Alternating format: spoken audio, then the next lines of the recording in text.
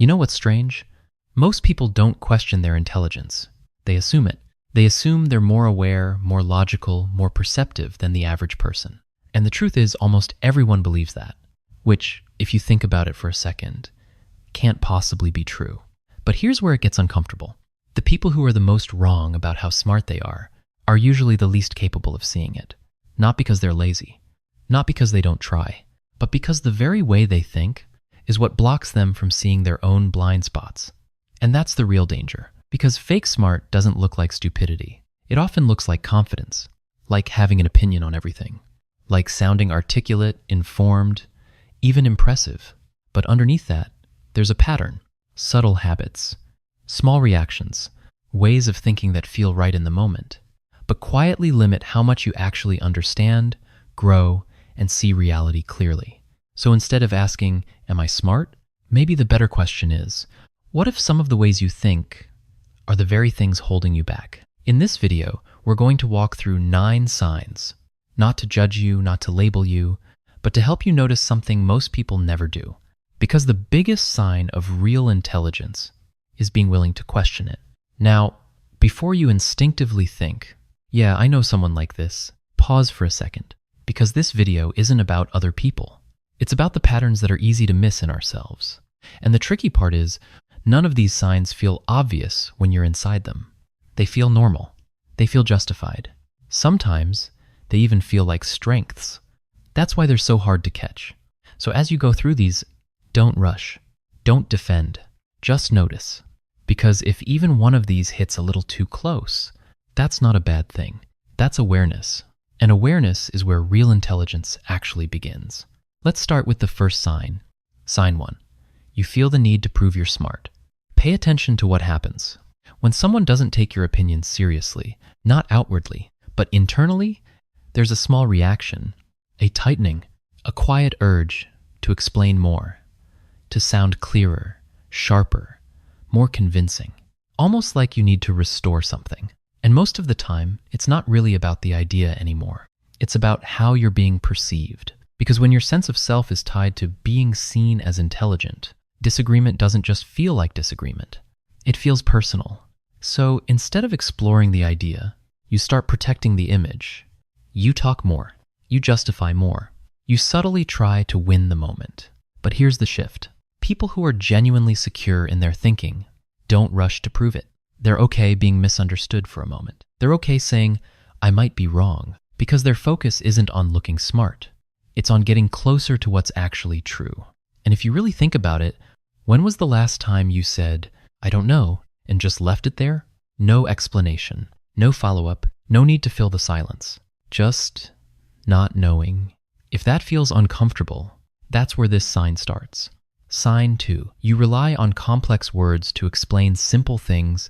There's a difference between understanding something and being able to talk about it. And most people confuse the two. You can memorize terminology. You can repeat concepts. You can sound fluent in a topic, but still not actually understand how it works. That's why people often hide behind complexity, long explanations, technical language, words that sound impressive, but don't actually make things clearer. Because real understanding does something very simple. It lets you break things down. It lets you explain an idea in plain, everyday language without losing its meaning, almost like you're rebuilding it from scratch. So here's a quiet test. Take something you think you understand well and try to explain it to someone with zero background.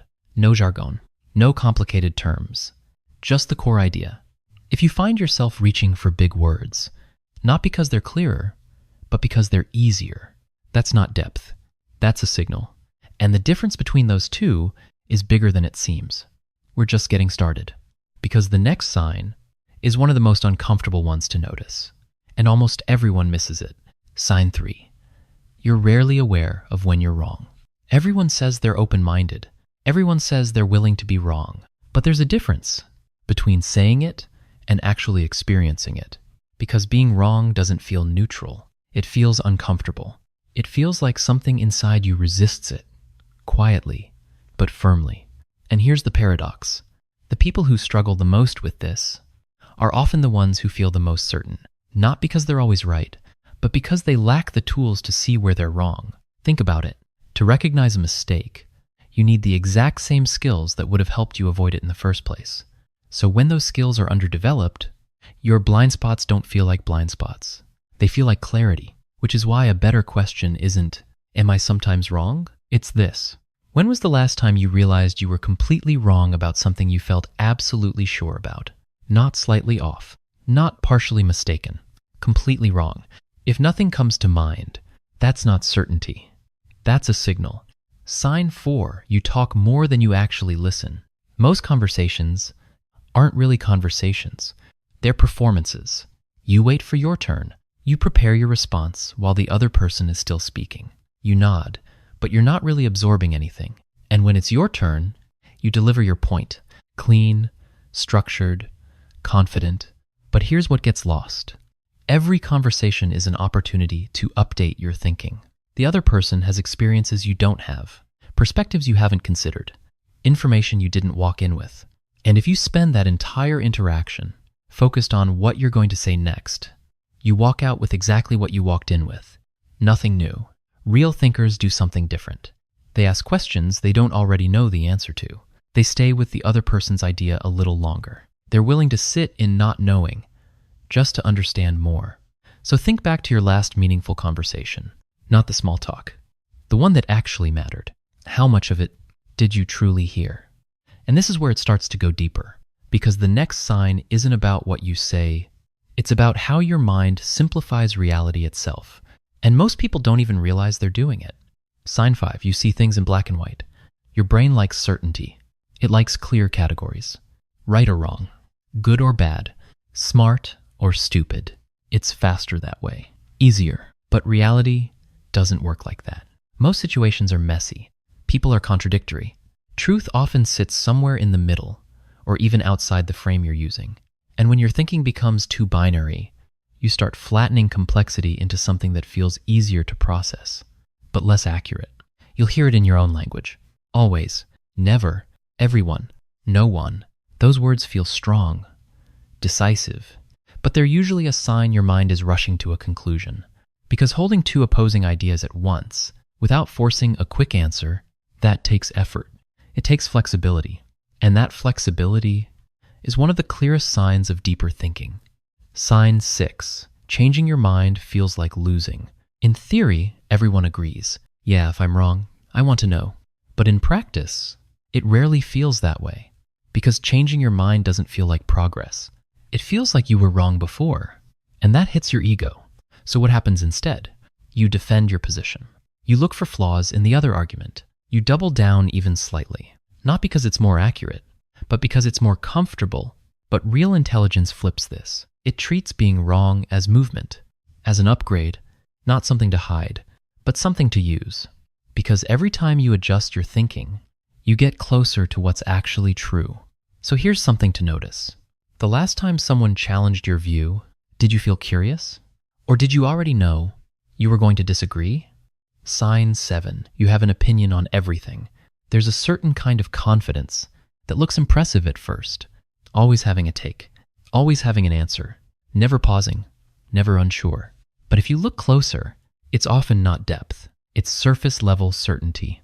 Because real understanding takes time. It requires sitting with questions, not rushing to conclusions. And curiosity plays a huge role here. Not the casual kind, but the kind that keeps asking why, one layer deeper. When that curiosity fades, something else usually replaces it. A quiet assumption that you already know enough. And that feeling, that sense of I've got it figured out, it doesn't feel limiting. It feels like confidence, but it quietly stops growth. So think about something you consider yourself good at. When was the last time it genuinely surprised you? We're getting close to the end now, but the last two signs are the ones that reveal the most. Because they're not about how you think in theory, they show up in how you deal with reality itself. Sign 8, you instinctively blame everything outside of you. When something goes wrong, what's your first explanation? The situation, the timing, the other person, and sometimes those things are valid. But when it's always the answer, something deeper is happening, because looking inward is harder. It requires you to pause and ask uncomfortable questions. What did I miss? How did I contribute to this? What pattern am I repeating? That kind of thinking has a name: metacognition. It's your ability to observe your own mind instead of just reacting from it. And without it, something important breaks. The feedback loop: you go through the same situations with different people, different circumstances, but the outcome feels strangely familiar because nothing is actually being updated, just replayed. So think about the last time something didn't go your way, not to judge yourself, just to see clearly. How much of your energy went into understanding your role versus building a case for why it wasn't your fault? That ratio tells you more than you think. Sign 9, you're certain none of this applies to you. This one is subtle because it doesn't feel like a sign at all. It feels like distance. As you've been listening, there's a quiet thought that might have come up. Yeah, I see this in other people, and maybe that's true. But if at no point you saw even a small part of yourself in any of these, that certainty is the signal. Because real awareness doesn't feel clean. It feels a little uncomfortable, a little confronting. It makes you pause. It makes you reconsider things you thought were settled. So if you made it this far, and something here stayed with you, not loudly, but quietly, that's not a weakness. That's where this actually starts. Because being intelligent isn't about always being right. It's not about having the best answers or sounding the most convincing. It's about being willing to look at your own thinking honestly, even when it's uncomfortable, especially when it's uncomfortable. And if you can do that, you're already ahead of most people. And maybe that's the part most people don't want to admit, because it's easier to believe you're already thinking clearly than to question the way you think itself. But the moment you start noticing these patterns, not in others, but in yourself, something shifts. You become a little more aware, a little less reactive, a little more honest with your own blind spots. And that's where real growth begins. Not in trying to look smart, but in being willing to see where you're not. So don't use this video as a way to judge yourself. Use it as a mirror. And if even one of these signs made you pause for a second, that's already a step most people never take. If you found this useful, you might want to stay around, because most of what we talk about here isn't about becoming someone else. It's about finally understanding who you already are a little more clearly. And if you've ever felt like your own mind is working against you sometimes, there's more to explore.